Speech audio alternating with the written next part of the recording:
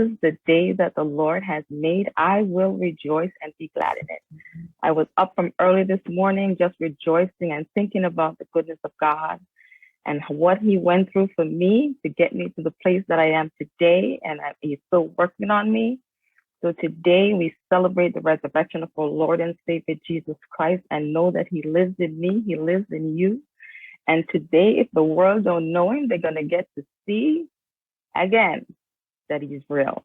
So I thank God this morning for his resurrecting power. I thank God for his opportunity to serve you once more. And today I am going to speak to you on oral cancer, because this month was Oral Cancer Month as well. And we had an amazing education session the other day with a dentist on oral care, and we'll figure out a way how to share it with everyone so you can get to see it. It was quite impactful, quite educational. And so I look forward to you seeing that. I'd like to greet all our leaders, Bishop Pinnock, Reverend Pinnock, Pastor Fred, Lady Doreen, all ministers, all officers, friends, visitors, Facebook Live, and the Zoom room. I greet this morning in the mighty name of Jesus. This morning, I'd like to share my screen with you as I speak on oral cancer. So, what is oral cancer? So first, everyone should know anyone can develop oral cancer. Oral cancer includes all cancers of the mouth and the back of the throat.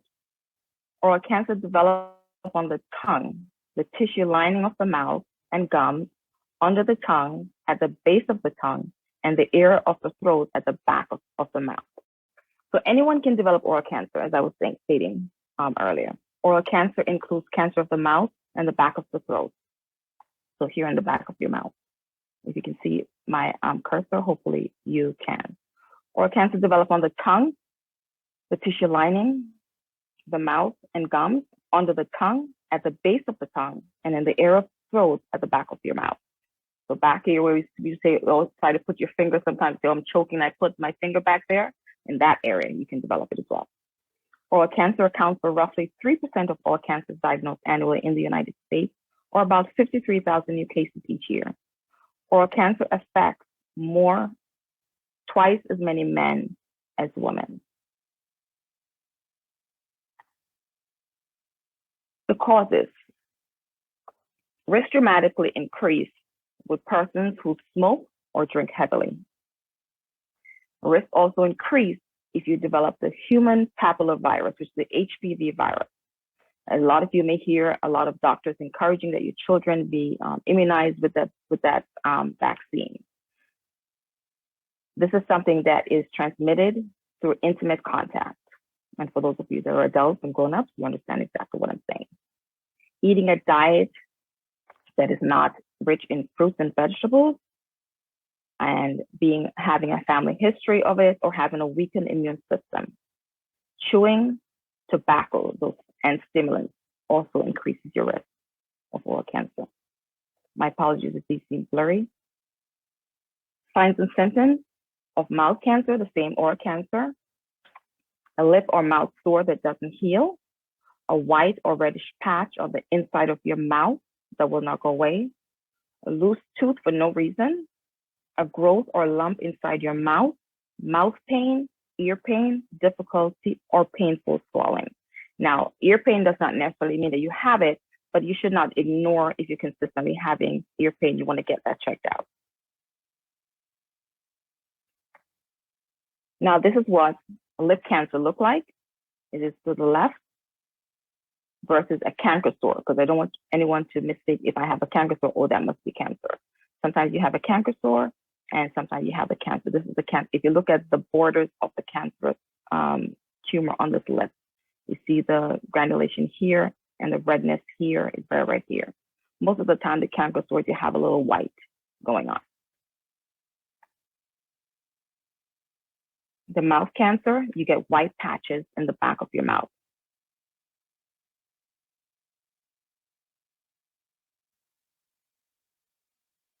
You get sores right as you chew. Sometimes at the base of your tooth, it becomes sore, but it's an actual wound, but it is red, and sometimes it's changed color and can be dark as well. This is what it looks like when it's on someone's tongue. Now, how does a doctor screen your mouth for oral cancer? They'll check the gingiva, which is the base of your teeth, the mucosa of your mouth. They'll check your lips. They'll check the posterior gingiva, which is right here all the way in the back of your mouth. When you slip your tongue a little bit, you can see that. Your mucosa, which is the base of your teeth as well. Your hard palate, which is the roof of your mouth. Your soft palate, which is a little further back. The ventral surface of your tongue, which is when you lift your tongue up, you see it right under your tongue, as well as the floor of your mouth, and the lateral border of your tongue, which is the side. Diagnosis.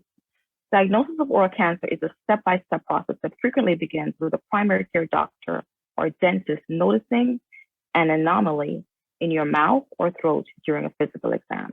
And an anomaly is something that's unusual, is different. It's not something that is normal for you to have in your mouth. If you have one or more symptoms suggestive of oral cancer, your healthcare provider will recommend you to see an ear, nose, and throat specialist who specializes in illnesses of the mouth and throat.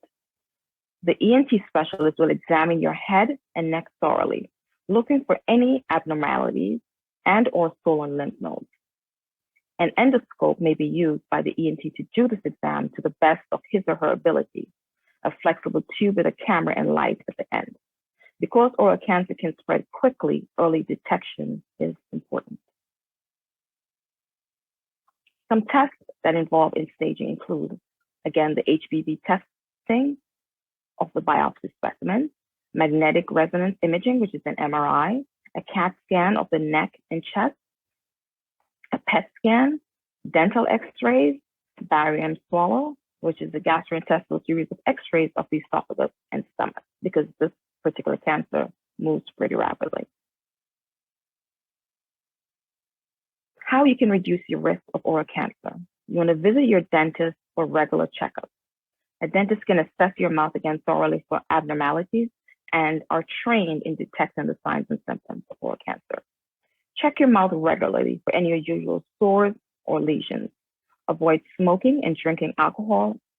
Consume no more than standard alcoholic drinks, which we in the church, we don't do that. Praise the Lord, we drink water and juice. 4, protect your skin from sunscreen, including your lips with SPF lip balm, and avoid getting sunburned. Now, most of us, because we are brown or dark skin, we don't think that we need to put sunblock on. It is important that we use sunblock. 5, you want to look after your teeth and mouth. You want to brush your teeth. You want to make sure that you're flossing your teeth as well. And you get a good mouth rinse and a good mouthwash. If you have sensitive teeth, you want to speak to your dentist assistant to see which mouthwash is best for you and which toothpaste is also best for you. You want to make sure that you also change your toothbrush. At least every 6 months, you should be changing them. Don't delay in seeking advice from a dentist or medical professional if you notice any unusual symptoms or sores in your lips or in or around your mouth. The treatment for oral cancer involves surgery, radiation therapy, chemotherapy, targeted therapy, as well as supportive therapy.